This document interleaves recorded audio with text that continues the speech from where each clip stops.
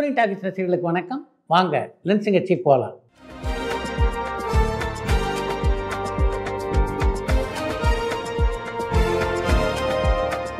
என்னம்மா முதல் கேள்வி? தேனிசை தென்றல் தேவாசருக்கு ஆஸ்திரேலியா நாடாளுமன்றத்துல ஒரு கௌரவ நிகழ்ச்சி நடத்தினாங்க. அதை பத்தி சொல்ல முடியுமான்னு ஸ்ரீலங்கால இருந்து ரியாஸ் கேட்டிருக்காங்க. சமீபத்தில் இசை கச்சேரி நடத்துவதற்காக தேனிசை தென்றல் தேவா ஆஸ்திரேலியா சென்றிருந்தார். அப்போ அந்த நாட்டினுடைய பாராளுமன்றத்துக்கு அவரை அழைத்து அங்கே அவரை கௌரவித்தார்கள். அந்த புகைப்படங்கள் தான் இப்போ வலைதளங்களிலே வலம் வந்து கொண்டிருக்கின்றன. தமிழ்ல ஃபர்ஸ்ட் ரிலீஸ் ஆன டபுள் ஹீரோ மூவி என்னது? அந்த படம் வெற்றி அடைஞ்சதான கொழும்பு நகர்ல இருந்து அதியன் கேட்டிருக்காங்க. தமிழில் 2 முன்னணி நட்சத்திரங்கள் சமமான கதாபாத்திரங்களை நடித்த திரைப்படம்னா கூண்டுக்கிளி திரைப்படத்தை சொல்லலாம். டி.ஆர். ராமண்ணாவுடைய இயக்கத்தில் உருவான அந்த திரைப்படம் வெற்றி படமாக அமையலை.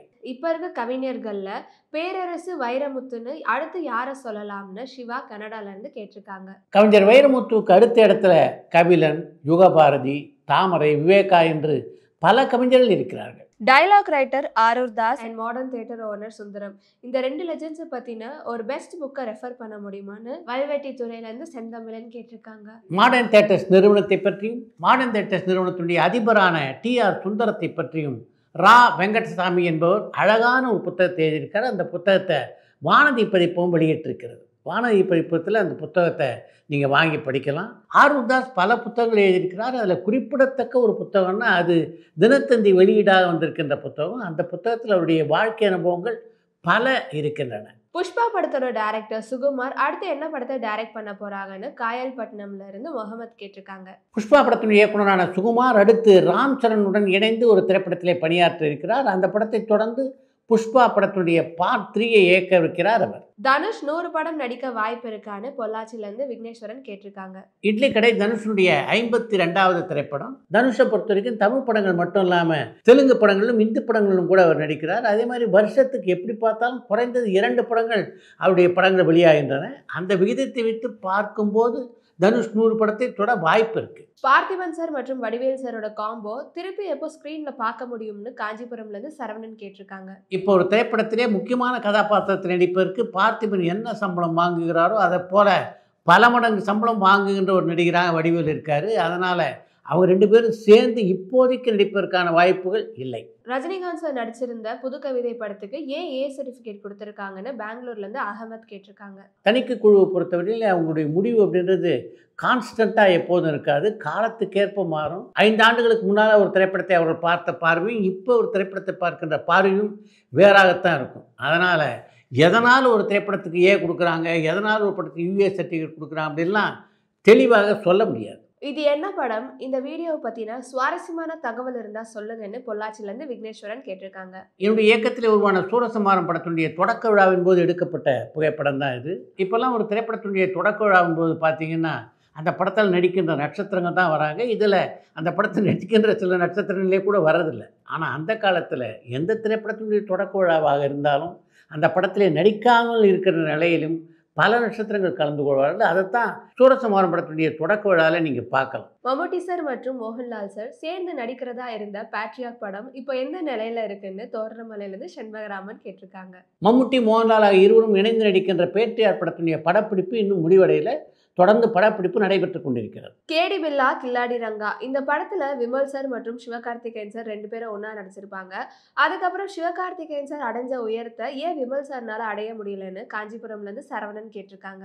எந்த ஒரு நடிகரும் உயரத்தை தொடுவதற்கும் தொடாமல் இருப்பதற்கும் பல காரணங்கள் இருக்கின்றன. சிவகார்த்திகேயனுக்கு அமைந்த மாதிரி பல வெற்றி படங்கள் தொடர்ச்சியாக விமலுக்கு அமைந்திருந்தால் நிச்சயமாக சிவகார்த்திகேயன் இடத்துல அவரும் இருந்திருப்பார். அப்படி வெற்றி படங்கள் விமலுக்கு அமையாமல் போனது தான் துரதிர்ஷ்டம். பாலிவுட் இண்டஸ்ட்ரியில இருந்து கோலிவுட் இண்டஸ்ட்ரிக்கு ஃபர்ஸ்ட் இன்ட்ரடியூஸ் ஆன ஆக்ட்ரஸ் யாருன்னு தோரணமலையில இருந்து செண்பகராமன் கேட்டிருக்காங்க.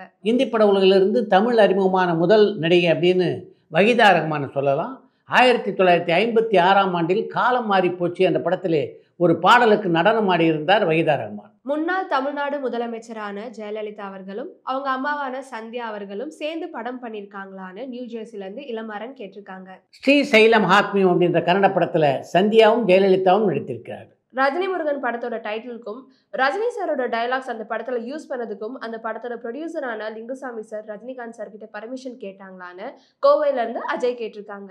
பொன்ராமனுடைய இயக்கத்திலே சிவகார்த்திகேயன் கதாநாயகன் நடித்த அந்த படத்துக்கு ரஜினி முருகன் அப்படின்னு பெயர் வைக்கிறதுக்கு முன்னாடி அப்படி ஒரு பெயரை வைக்கிறோம் அப்படின்னு ரஜினிகாந்திடம் அந்த தகவலை லிங்குசாமி பகிர்ந்து கொண்டார். சன் பிக்சர்ஸ் தயாரிக்கும் படங்களை மற்ற ஓடிடிக்கு சேல்ஸ் பண்ணாலும் சன் நெக்ஸ்ட்ல அந்த படத்தை ரிலீஸ் பண்ணிடுவாங்க.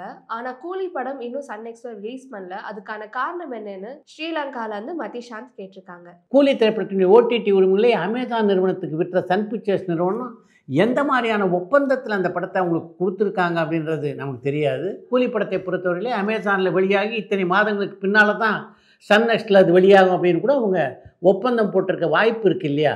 சினிமா இண்டஸ்ட்ரியில எல்லா ஆர்டிஸ்டுக்கும் ஒரு மேனேஜர் இருப்பாங்க. அந்த வகையில எந்த ஒரு மேனேஜர் ஒரு ஆர்டிஸ்ட் ஸ்கிராட்ச்ல இருந்து ஸ்டார்டம் ஆகுற வரைக்கும் கூட சப்போர்ட்டிவா இருந்தாங்க, அந்த ஆர்டிஸ்ட் பேரும் அந்த மேனேஜர் பேரும் சொல்ல முடியுமான்னு துபாயில இருந்து டென்னிஸ் கேட்டிருக்காங்க. நடிகைகளுக்கு மேனேஜராக பணியாற்றுகின்றவர் அந்த நடிகைக்கும் தயாரிப்பாளருக்கும் இடையே ஒரு பாலமாக இருக்கணும். ரெண்டு பேருக்கும் இடையே நல்ல உறவு இருப்பதற்கு இவர்கள் வழிவகுக்க வேண்டும். ஆனால் இப்போ இருக்கின்ற பல மேனேஜர்கள் அதை செய்வதாக எனக்கு தெரியல. மகுடம் படத்தோட ஷூட்டிங்ல விஷால் சாருக்கும் அந்த படத்தோட டைரக்டரான ரவி அரஸ் சாருக்கும் தொடர்ந்து மோதல் இருந்துகிட்டே இருக்கிறதா சோஷியல் மீடியால நிறைய பேர் சொல்லிக்கிட்டு இருக்காங்க. அது உண்மையான ஈரோடுல இருந்து பரத் கேட்டிருக்காங்க. மகுடம் திரைப்படத்தினுடைய படப்பிடிப்பின் போது காட்சி அமைப்பை பற்றி இந்த படத்தினுடைய இயக்குனரான ரவி அரசும் விஷாலும் அடிக்கடி கலந்து பேசிக் கொள்கிறார்கள். ஆனால் அவங்களுக்கிடையே எந்த மோதலும் இருப்பதாக தெரியல. கேப்டன் விஜயகாந்த் சாரோட பாடலான தனிமையிலே ஒரு ராகம், இந்த பாடல் அந்த காலத்திலே ஹிட் ஆச்சான்னு ஆரணில இருந்து பாபு கேட்டிருக்காங்க. சட்டமுறை இருட்டரில் இடம்பெற்றிருந்த அந்த பாடல் மிகப்பெரிய ஹிட் பாடல் என்று சொல்ல முடியாது. திருஷ்யம் 2 ரிலீஸ் ஆகும் போது பேன் இண்டியா லாங்குவேஜஸ்லாம் வந்துருச்சு. அப்படியே இந்த படத்தை தமிழ்ல ரிலீஸ் பண்ணலன்னு கிருஷ்ணகிரியில இருந்து ஜான் கேட்டிருக்காங்க. திருஷ்யம் 2 படத்தை தமிழில் உருவாக்கலாம் அப்படின்ற எண்ணம் அந்த படம் வெளியான அந்த காலகட்டத்தில் இருந்தது. அதனால தான் அந்த படம் தமிழில் மட்டும் வெளியாகலை. பல அரசியல் பிரச்சனைகளுக்கு கருத்து சொல்லாத ரஜினிகாந்த் சார் கரூர் பிரச்சனைக்கு கருத்து சொல்லியிருக்கிறது எதனாலன்னு கார்த்திக் மந்தவெளியிலேருந்து கேட்டிருக்காங்க. ஒரு நடிகர் எந்த விஷயத்துக்கு கருத்து சொல்லணும், எந்த விஷயத்துக்கு கருத்து சொல்லக்கூடாது அப்படின்னு முடிவெடுக்கிற உரிமை நமக்கு இருக்குன்னு நீங்கள் நினைக்கிறீங்களா? இந்த விஷயத்துக்கு நம்ம கருத்து சொல்லணும் அப்படின்னு ஒரு நடிகருக்கு தோணினா சொல்வார். இந்த விஷயத்துக்கு நம்ம கருத்து சொல்லணும் அப்படின்னு அவருக்கு தோணலைன்னா சொல்ல மாட்டார். அவ்வளவுதானே.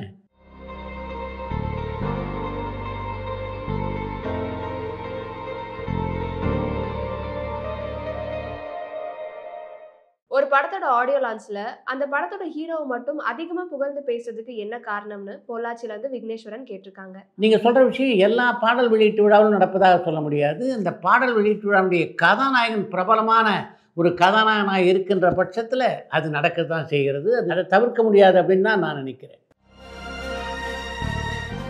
அடுத்து என்று ஒரு தகவல்.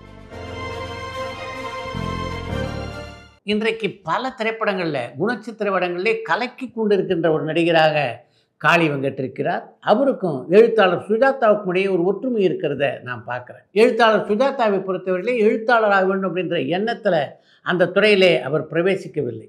தன்னுடைய நண்பர் எழுதிய ஒரு கதையை திருத்தக்கூடிய ஒரு வாய்ப்பு அவருக்கு கிடைத்தது. இவர் திருத்தினார். திருத்தின கதை பத்திரிகையிலே பிரசுரமானது. தான் திருத்திய கதை பத்திரிகையில் பிரசுரமானதுக்கு பின்னால் நாம் ஏன் கதை எழுதக்கூடாது அப்படின்ற எண்ணம் சுஜாதாவுக்குள்ளே வந்தது. அதற்கு பின்னால் தான் அவர் கதைகளை எழுத தொடங்கினார். அதற்கு பின்னாலே எப்படிப்பட்ட ஒரு கதாசிரியராக உயர்ந்தார் என்பது எல்லோரும் அறிந்த விஷயம். காளி வெங்கட்டும் அப்படின்னா ஒரு நாடகத்துக்கு போயிருந்தார் காளி வெங்கட். அந்த நாடகத்தில் பெண் வேடத்தில் நடித்த ஒரு நண்பர் சரியாக நடிக்கலை. பெண் வேடத்தில் எப்படி நடிக்க வேண்டும் என்று காளி வெங்கட் நடித்து காண்பித்தார். அதை அந்த இயக்குனர் கூர்ந்து கவனித்து கொண்டிருந்தார். மிகச்சிறப்பாக நடிக்கிறாரே, இவரையே நம்முடைய நாடகக்குள்ளே சேர்த்து கொள்ளக்கூடாது என்று தன்னுடைய நாடகக்குள்ளே அவரை இணைத்து கொண்டார். இப்படித்தான் காளி வெங்கட்டுடைய நடிப்பு பயணம் தொடங்கியது. எந்த காலகட்டத்தில் டைரக்ட் பண்ணுன்ற எண்ணம் தோணுது? 2015 மெட்ராஸ் மீட்டர்னு ஒரு சேனல் ஸ்டார்ட் பண்ணோம். ஒரு டேரக்டரை வச்சு எடுத்துக்கலாம்னு சொல்லிட்டு ஒரு 12,000 ரூபாய் பட்ஜெட் போட்டு அவன் இன்றைக்கி காலையில் என்ன பண்ணுறான்னா, நாங்கள் ஷூட்டிங் ஸ்பாட்டுக்கு போனதுக்கப்புறம் நான் எங்கள் பாட்டி சேர்த்துட்டாங்க, என்னால் இன்றைக்கி வர முடியாது. எனக்கு என்ன கோவம் அப்படின்னா, ஐ ஒன்ட் சே ஐம் ஒரு 100% பயங்கரமான ஃபிலிம் மேக்கர்னு நான் சொல்ல மாட்டேன் சார். முதல் படத்தில் யோகி பாபு கதாநாயகனா போனோன்னு எதனால் இருந்துச்சு? அந்த கதை இந்த மாதிரி ஒரு கதை இருக்குது அப்படின்னு சொல்லும்போது ஏஎல் விஜய் தான் யோகி பாபு கிட்ட பேசி ஃபிக்ஸ் பண்ணார். யோகி பாபு கிட்ட என்னென்னா, முதல் படத்தை இயக்கிய அனுபவம் எப்படி இருந்தது? எல்லாம் நம்ம பிளான் பண்ணாலும் சம்டைம்ஸ் இயற்கை பெரிய லெவலில் ஒரு சதி பண்ணும். காலைல 7 மணிக்கு ஒரு பிளாட்டில் ஷூட் பண்ணலான்னு போகிறோம். அன்றைக்கி யோகி வராரு ஷூட்டிங்க்கு வந்து அவர் உள்ளே வந்து ஷாட்டுக்கு வரும்போது சடனாக cloud burst. So he is gone back.